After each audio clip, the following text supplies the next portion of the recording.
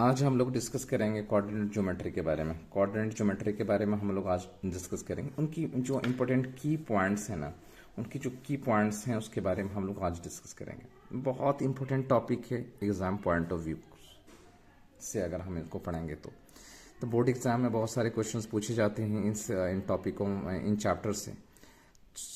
तो यहाँ पे हम लोग डिस्कस करेंगे कोऑर्डिनेट ज्योमेट्री और इनकी मेन बातों को हम यहाँ पे जो है आपको वन शॉट में सारी चीज़ें हम क्लियर करने की कोशिश करूँगा।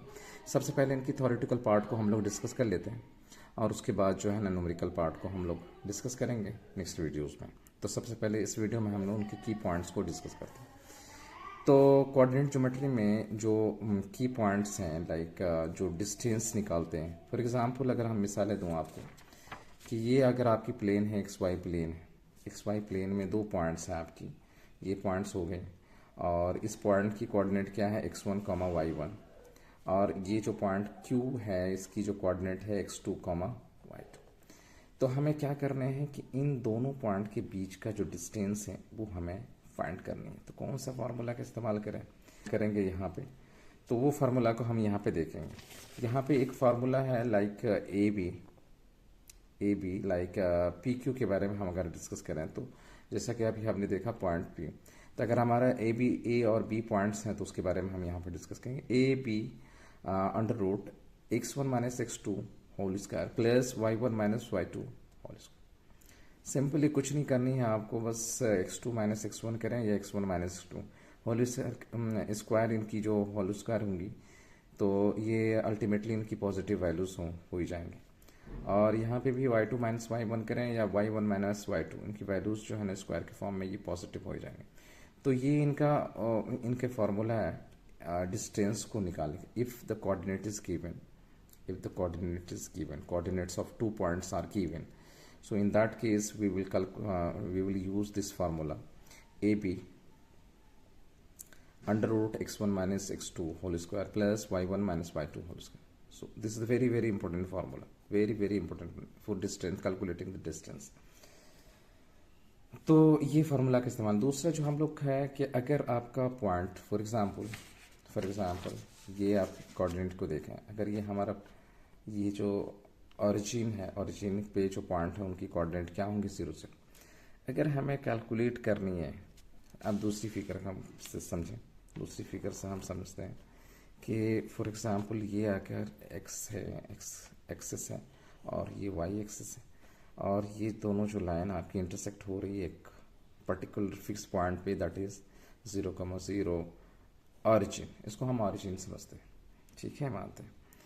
और इस प्लेन में अगर कोई भी पॉइंट है, फॉर एग्जांपल अगर P पॉइंट मानते हैं, इसकी कोऑर्डिनेट अगर आपकी x, y दी रखी, तो इस पॉइंट से और ओरिजिन के बीच का जो डिस्टेंस होगा कैसे कैलकुलेट करना, सिंपली वही फार्मूला हम इस्तेमाल करेंगे, वही फार्मूला डिस्टेंस फार्मूला जो आपको हमने बताया था कि how to use this formula, कैसे हम इस्तेमाल करेंगे। ए बी का फार्मूला में क्या है, under root x1 minus x2 whole square plus y1 minus y2 whole square, ठीक है। और यहाँ पे हमें x1 और x2 की वैल्यू पुट करनी है, y1 y2 की वैल्यू पुट करना है। और चूंकि हमारे इस स्पेशल केस के अंदर OP के अगर हमें क्या डिस्टेंस निकालनी, तो वहाँ पे O की जो कोऑर्डिनेट है 0,0 और x2 की जो वैल्यू है x y, तो उसकी वैल्यू अगर हम डायरेक्टली पुट करेंगे तो हमारा जो रिजल्ट निकलेगा ये है उनके रिजल्ट। अब बहुत इंपॉर्टेंट है, डायरेक्टली आप कोई भी ऑब्जेक्टिव को सॉल्व करने के लिए ये फार्मूला इस्तेमाल कर सकते हैं डिस्टेंस निकालने के लिए। और अगेन हम आगे बढ़ते हैं एक बेहतरीन से नोट की तरफ, जो कोऑर्डिनेट ज्योमेट्री में बच्चों को, स्पेशली बच्चे इसमें परेशान होते हैं कि एक्स एक्सिस पे जो होती है, एक्स एक्सिस पे जो वाई कोऑर्डिनेट की वैल्यू 0 होती है, ये हमेशा याद रखें। एक्स एक्सिस पे जो होती है वाई कोऑर्डिनेट की वैल्यू 0 होती है और वाई एक्सिस पे जो होती है एक्स कोऑर्डिनेट की वैल्यू 0 होती है, ठीक है। तो ये इम्पोर्टेंट स्पेशल केसेस या स्पेशल नोट्स हो गए। तो एक्स एक्सिस पे वाई कोऑर्डिनेट की वैल्यू 0 होंगी और वाई एक्सिस पे जो वैल्यू होंगी एक्स कोऑर्डिनेट की वैल्यू 0 होंगी। तो ये स्पेशल केस है, कभी कभी सवाल में ऑब्जेक्टिव में डायरेक्ट क्वेश्चंस पूछते हैं। तो any point on the x axis is of the form x, 0, ये एक इनकी फॉर्म होगी। एक्स एक्सिस पे जो पॉइंट्स होंगे उसकी फॉर्म ये होंगे। Any point on the y axis is of the form 0, y, y axis पे जो पॉइंट होंगे उसके जो फॉर्म होंगे 0, y। तो ये इंपॉर्टेंट नोट्स हो गए। अब नेक्स्ट टॉपिक की तरफ हम पढ़ते हैं, properties of various types of क्वाड्र क्या है, हाँ, properties of various types of quadrilaterals. इसके बारे में हम थोड़ा सा ओवरव्यू कर लेते हैं कि रेक्टेंगल की जो है उनकी क्या प्रॉपर्टीज, खास क्या बात है। तो इसकी खास बात ये है कि अगर इनके साइड्स, अपोजिट साइड्स इक्वल है और डायगोनल्स आर इक्वल। रेक्टेंगल की खास बात क्या है, ये भी क्वाड्रिलेटरल हो गए। तो रेक्टेंगल के केस में क्या होते हैं, इनकी सामने वाली जो साइड है ना वो आपकी इक्वल होंगी और अपोजिट साइड्स जो होंगे वो इक्वल होंगे, और इनकी जो डायगोनल होंगे, ये जो डायगोनल होंगे ये भी इक्वल होंगे। डायगोनल जो होंगे ये भी इक्वल होंगे। तो ये इनकी ख़ास बात है, याद रखेंगे। चूँकि अगर आपको बहुत सारे पॉइंट्स दे दिए जाएंगे, बहुत सारे ए पॉइंट्स दे दिए जाएंगे x1, y1, ठीक है, और बी पॉइंट्स भी दे दिए जाएंगे x2, y2, ठीक है, और सी भी दिया होगा x3, y3, ठीक है, और एंड डी भी डी होंगे x4, y4। अगर ये कोऑर्डिनेट्स आपको दे दी जाएंगे, फॉर एग्जाम्पल ये छोटा सा मैं मिसाल दे रहा हूँ, तो आपको ये पता करना है कि ये रेक्टेंगल है, स्क्वायर है, ठीक है, रोम्बस है, कैसे हम पता करेंगे।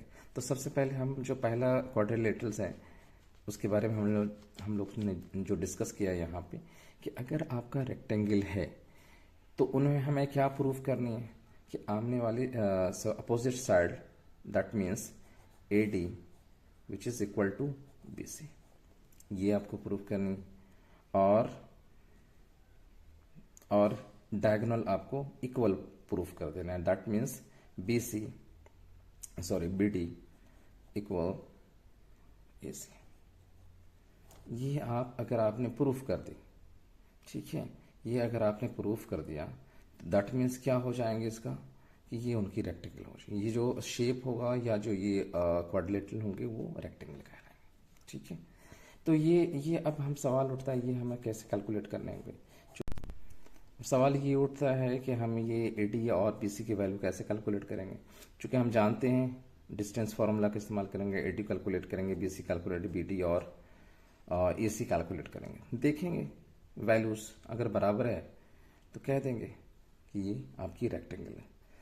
सेम केस आते हैं किसमें, अब देखें ये rectangle, if it's opposite sides are equal and the diagonals are equal.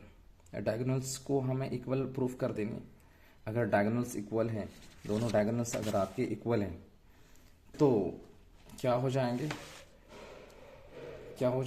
आपके ये आपके रेक्टेंगल हो जाएंगे, ठीक है।